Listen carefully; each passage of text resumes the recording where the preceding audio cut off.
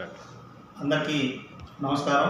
ఈరోజు నవతరం పార్టీ అభ్యర్థులకు సంబంధించినటువంటి తొలి జాబితాని విడుదల చేయడం జరుగుతూ ఉంది. ఈ జాబితాలో ఈరోజు ఒక 15 మంది పార్లమెంట్ అభ్యర్థులు, ఒక 15 మంది అసెంబ్లీ అభ్యర్థుల్ని ప్రకటించడం జరుగుతూ ఉంది. రానున్నటువంటి 2024 సార్వత్రిక ఎన్నికల సందర్భంగా ఈ అభ్యర్థుల్ని ప్రకటిస్తూ ఉన్నాం. మంగళగిరి అసెంబ్లీ నుంచి రావు సుబ్రహ్మణ్యం, అట్లాగనే అసెంబ్లీ నియోజకవర్గాలకు సంబంధించినటువంటి అభ్యర్థుల పేర్లు చెప్తాను. చిలుకలూరుపేట రావు రామతులసి, ప్రత్తిపాడు మేరు విజయరాజు ఏసీ కాన్స్టిట్యున్సీ, తిరుపతి షేక్ నౌషాద్ బాషా, పీలేరు బుక్కే లలిత, తంబళ్లపల్లి కొక్కాల శ్రీకాంత్, శ్రీకాళహస్తి గానుగంట రమేష్, చీరాల కొమరగిరి దుర్గారావు, సంతనోతలపాడు చెరుకూరు సుబ్బారావు, బాపట్ల షేక్ కరీం, గోనుగుంట్ల వెంకట సుబ్బారావు గారు పర్చూరు, అట్లాగనే గుంటూరు తూర్పు షేక్ అబ్దుల్ రజాక్, గుంటూరు పశ్చిమ వెలాల సాయి సుబ్రహ్మణ్యరాజు, సత్రపల్లి బక్కా వెంకట విఘ్నేశ్వర స్వామి, పెనుకొండ ఎల్ల ఆనంద్ కుమారు అసెంబ్లీ నియోజకవర్గాలకు పోటీ చేస్తారు.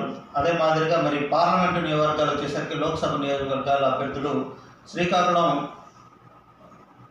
నాయుడు గారు శేఖర్, విజయనగరం పైడి గోవిందరావు, మచిలీపట్నం కందుల చంద్రమౌళి, విజయవాడ యనమండ్ర కృష్ణ కిషోర్ శర్మ, గుంటూరు పోకూరి కవిత, నర్సరావుపేట చెల్లి దయారత్నం, బాపట్ల నల్మాల తిరుపతిరావు, ఒంగోలు వేమిశెట్టి యశ్వంత్, నంద్యాల ఐజే వెంకటరమణ, కర్నూలు తుడుము ఓబులేష్, అనంతపూర్ హరిజన చాముండేశ్వరి, హిందూపురం అల్లు మాల్కొండరాయుడు, కడప అల్లు వెంకటేశ్వర్లు, నెల్లూరు తెనాల రాంప్రసాద్, తిరుపతి కుక్కుంబాక చంద్రశేఖర్.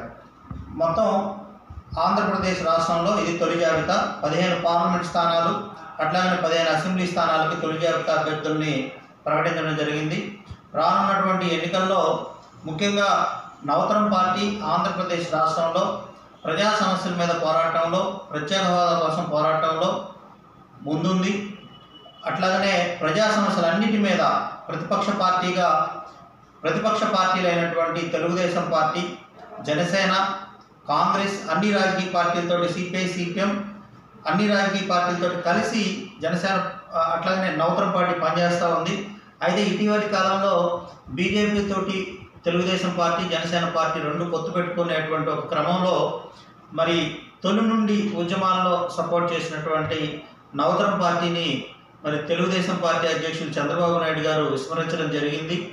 మరి అట్లాగనే మన రాష్ట్ర ప్రయోజనాలు ఏదైతే ప్రత్యేక హోదా, విభజన హామీలు, ఇంకా అనేక సమస్యలు, అమరావతి రాజధాని కానీ అనేక సమస్యల విషయంలో మొండి చేయి చూపించినటువంటి పార్టీ బీజేపీ తోటి చంద్రబాబు నాయుడు గారు పొత్తు పెట్టుకునేటువంటి అంశాన్ని నవతరం పార్టీ నుండి వ్యతిరేకిస్తూ చంద్రబాబు నాయుడు గారికి, తెలుగుదేశం పార్టీకి మద్దతు ఉపసంహరించుకోవడం జరిగింది.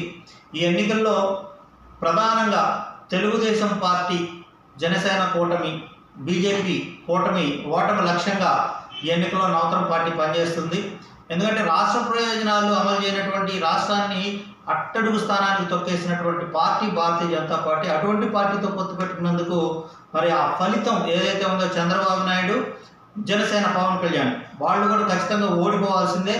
ఓటర్లకు పిలిపిస్తూ ఉన్నాం. నవతరం పార్టీ అభ్యర్థులను గెలిపించాలి. గెలుపోవటం అనేవి ప్రజలు నిర్ణయిస్తారు.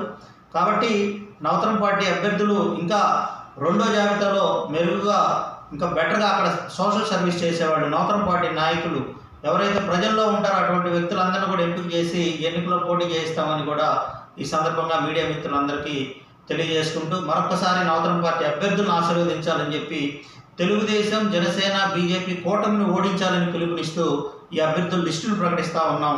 ఈ సందర్భంగా మీ అందరికీ కూడా మరొకసారి కృతజ్ఞతలు తెలియజేస్తాము.